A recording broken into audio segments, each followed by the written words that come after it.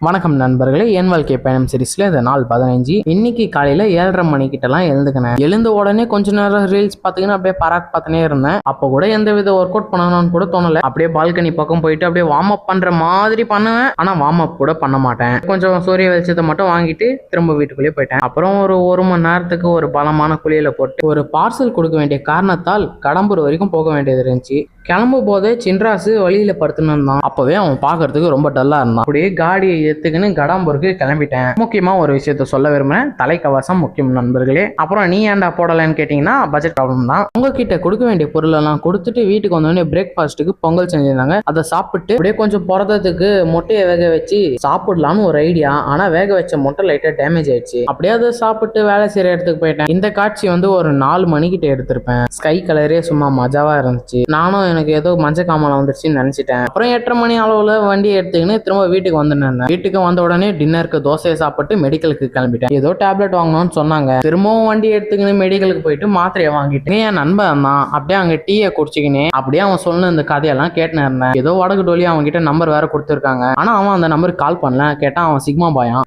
Night 10:30 மணி வரைக்கும் அவங்க கிட்ட பேசிட்டு அப்படியே வீட்டுக்கு வந்தேன். வீட்டுக்கு வந்து பார்த்தா தான் தெரியுது சின்ராசுக்கு ஊசி போட்டு போய்க்கிறாங்கன்ட்டு. அதுக்கப்புறம் அப்படியே வீட்டுக்கு போய் மாட்டி ஆயிட்டேன். அதோட 4 முடிச்சுக்கணும். பை.